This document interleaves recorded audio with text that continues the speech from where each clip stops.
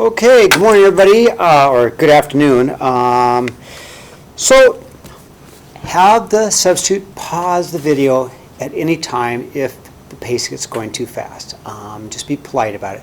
So here we are on page 189. I hope you're with me. It says review. So let's go ahead and take a look at some things we know. We're looking for a power function, y equals x to the n for any value n, okay? But it says this one is non-negative and it's an even integer, okay? So it could look probably like this. If it's an even integer, it could be an x squared. It could be x to the fourth, which makes it even skinnier, right? Or x to the sixth. This one actually should be here, right there. Kind of, probably should have put that one right there because we're going to do that translation later, okay? 2, non-negative is a non-negative odd integer, so if it's odd and it's a positive, it could look like this. It's an x cubed. X to the fifth, it could look like this. It's a little bit skinnier. X to the seventh, so that could be a x to the third, x to the fifth. So it could be an x squared, x to the fourth. Okay, and that should be a nice little review of things that we've talked about already. We know that odd have this kind of behavior and even have this kind of behavior. Okay, now I'm going to go ahead and turn the page and we'll look at this. Okay, so here we go. Consider the basic function x squared. 3 key points are identified to demonstrate how the function grows. We know that we can go, it's x squared, so squared numbers. 1 squared is 1, 2 squared is 4. If we did 3 squared, we'd have 9, 3, 1, 2, 3, 4. 5, 6, 7, 8, 9. We also know it's symmetrical because negative 1 squared is 1, negative 2 squared is positive 4, and negative 3 squared is positive 9. Okay? Now, we can use symmetry. So then that's kind of what I was just talking about. We know that through symmetry, if we had the graph of x squared,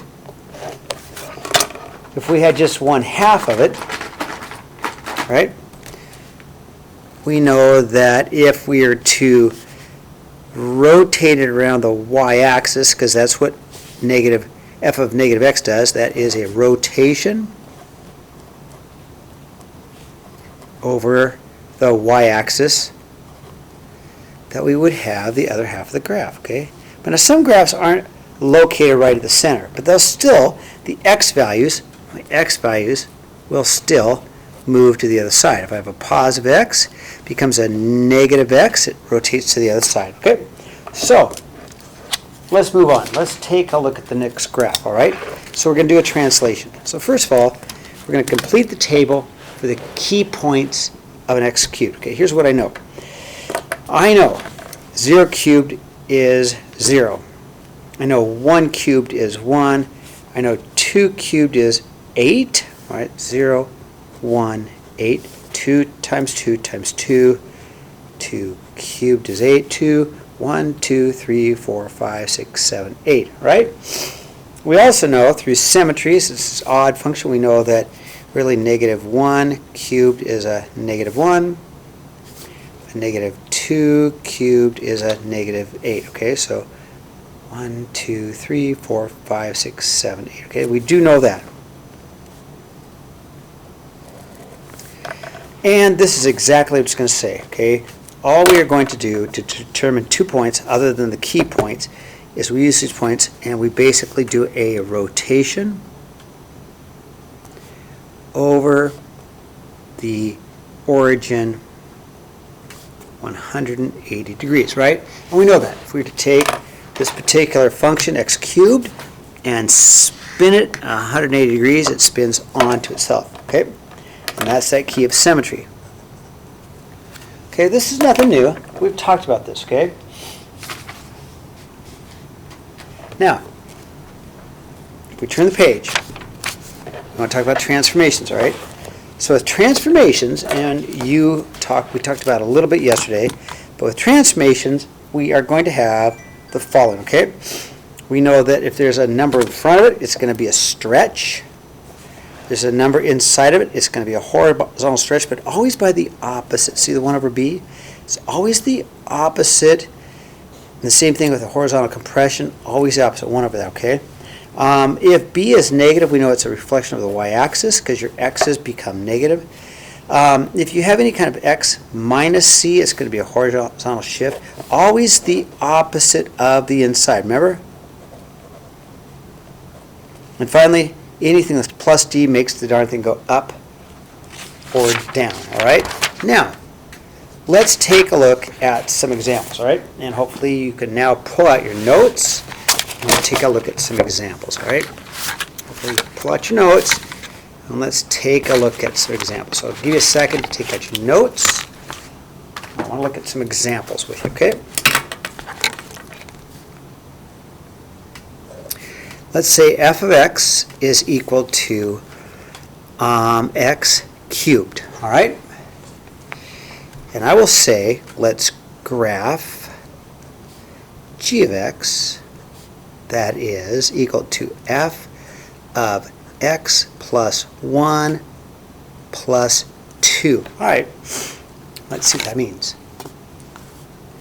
I think it's always handy to graph the original, and I'll use 2 different colors because it's just easier to see in 2 different colors. And, oh, my pen's kind of dying on me. What do you know, all right? So I'll give you a moment to get caught up while I get some colors. There we go, colors. So I'm going to do the original in green. And x cubed, we just did x cubed, right? We just did x cubed. 0, 0, 1, 1, 2, 1, 2, 3, 4, 5, 6, 7, 8. Because 1 times 1 times 1.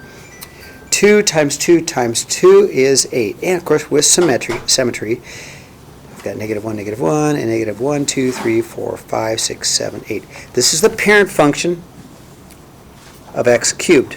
Now, let's move it. We're going to move it. And how are we going to move it?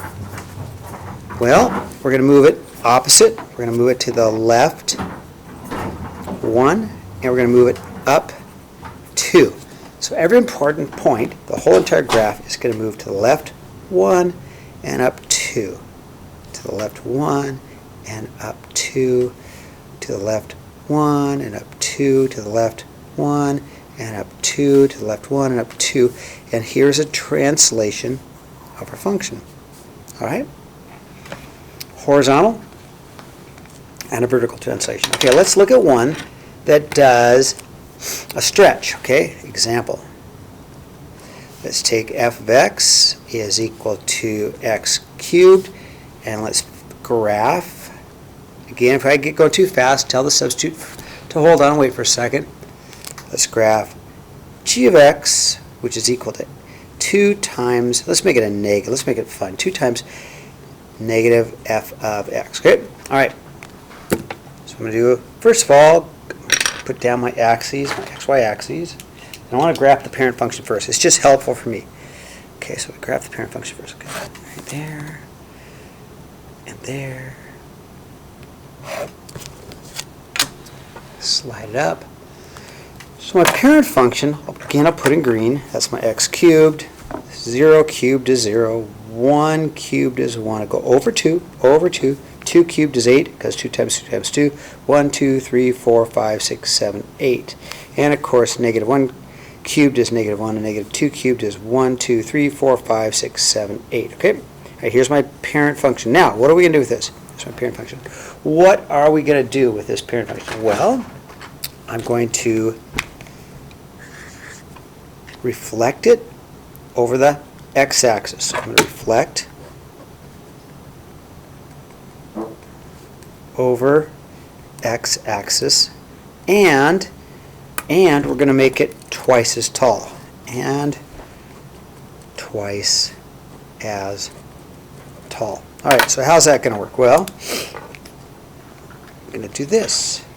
This point gets reflected and twice as tall. This point doesn't go anywhere. This point gets reflected and twice as tall. This point gets reflected, but twice as tall, it's not going to fit. But I do know that it would be at negative 16, and this point would be at positive 16. It's just impossible for us to get. So it's skinnier. There it is. All right. Let's do one more. Let's do one more. okay? And then we'll talk about polynomials. Let's do one more, okay? Let's do example, and you can pause it anytime you want. Have the substitute, rewind it.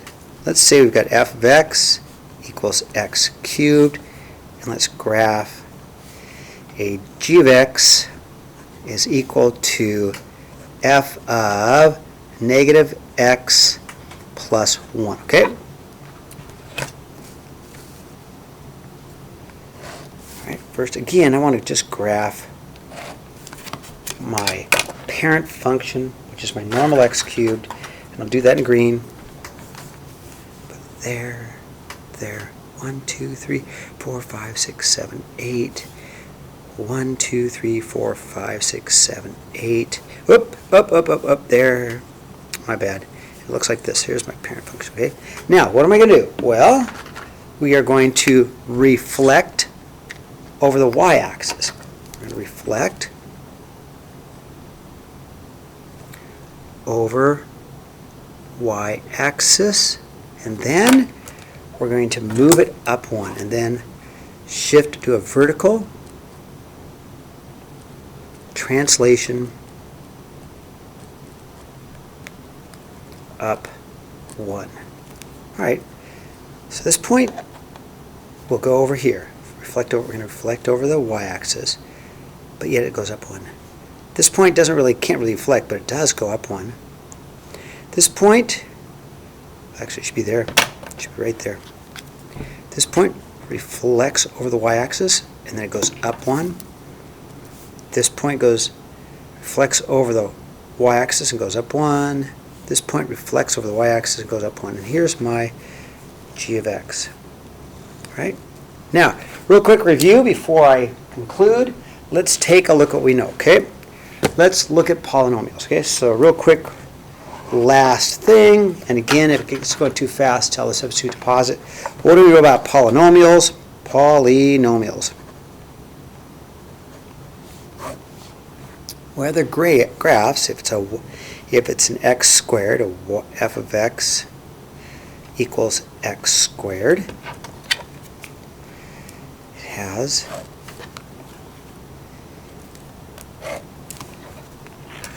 this shape. But as we increase the degree, g of x equals x cubed plus blah, blah, blah, blah. Let's add some more terms. It could be sum x squared plus sum x. They start to wiggle. Okay, so sum x cubed, but they can't have too many wiggles. We've seen this. An x cubed can look like this. That's one example. And when you add more and more degrees, like sum x to the 4th, plus some other terms, it can wiggle even more.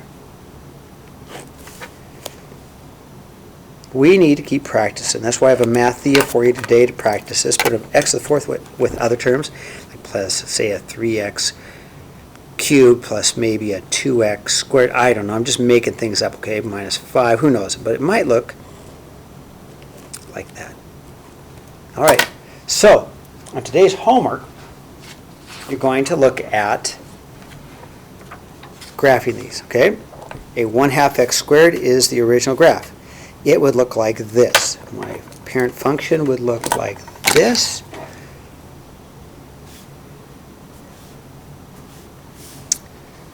And then you're going to take this graph, and you're going to move it back 3. So you need to write that. You're going to say it's going to be a horizontal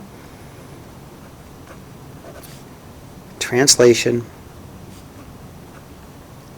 left 3, because it's always the opposite of the inside. Opposite.